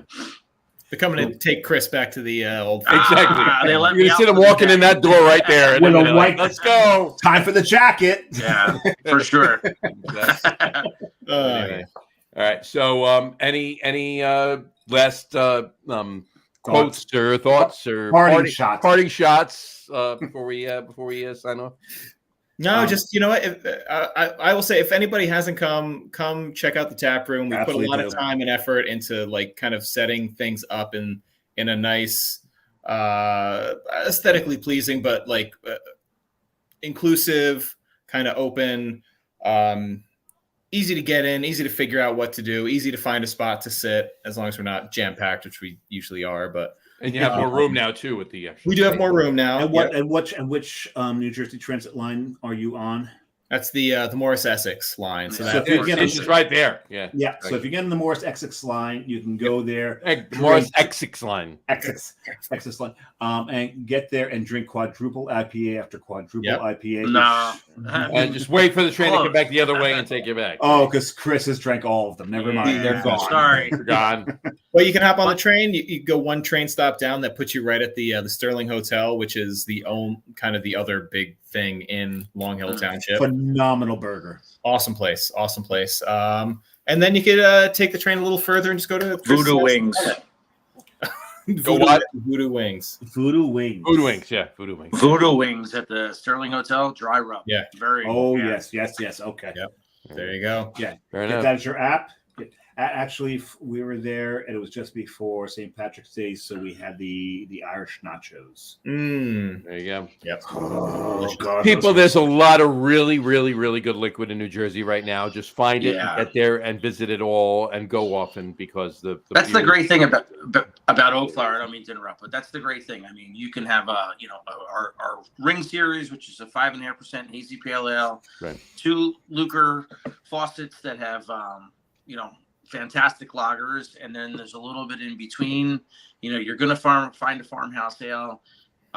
You're gonna find a low ABV single hop IPA. You're gonna find at least one double IPA. So a little bit of something for everybody. A little bit of something for everybody, and I love the fact that Chris is pushing the Lucre taps on the lager room, guys. I love it. Yeah. Love it. Awesome. And He's in on 17 brand. He knows what he's doing. And He's it's on brand. There you go. and in 17 years, June will pour it for you. There you That's go. it.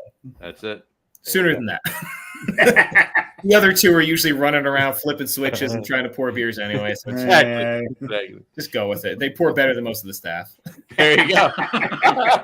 Chris included. Yeah. Yeah. Love it. Love it. All right. Stick around, guys. Don't go anywhere. I'm going to talk to you for just a couple minutes after we sign off. On that note, we'll wrap the show up for today. We want to thank everybody for watching. And for those of you just listening to the audio podcast, thank you for listening. Don't forget to visit our website, www.lagerroom.com. That's LAGERROOM.com. And please remember, like us and follow us on all of our social media, Facebook, Twitter, Instagram, and of course, our YouTube channel. All of them are at The Lager Room. Remember, we go live with the video podcast on Facebook, YouTube, X, which used to be Twitter, and Twitch every Tuesday night around 6:30 p.m. Eastern Time. And for those of you who just want to listen to the audio podcast, you can do so on our audio host, Spreaker, as well as iHeartRadio, Apple Podcasts, Spotify, Odyssey, Audible, Google Podcasts, Amazon Music Podcasts, TuneIn, Podcast Addict, CastBox, Deezer, Podchaser, Listen Notes. Pretty much anywhere you can find an audio podcast, you will find the Lager Room guys. And if you haven't done this already, please subscribe to one or more of the feeds, and you will never miss a show. Again, thanks for following along with us. Have a great rest of your week. Have a wonderful weekend, guys. Thank you so much for coming on the show. Thank you. Thank you, I guys. Really have, I appreciate have it. another question. Have another question. Have at it. Colin, is your wife a redhead, or is the mailman a redhead? Oh, how did you? Oh, just curious. Dave, he hasn't taken his cap off. I mean, you don't know. It looks dark. Yeah. Just Anyway. curious. Thanks for coming on the show. Inquiring minds want to know. Inquiring minds want to know. Yeah, exactly. It's the Thanks for important coming on the question. show. We really appreciate you guys coming on the show. It was awesome. Thank you so much. Beer's amazing. Oh, We'll God, get up your, there your soon. liquid is so good. We'll get up there. So damn Definitely good. get back up there soon. We will talk to you soon. Have a great rest of your weekend. Have a great rest of your week. Have a wonderful weekend. Drink a lot of beer, but drink responsibly. And we'll talk to you soon, guys. Take care. Cheers. Appreciate you guys. Thank you. Kowski. Mhm.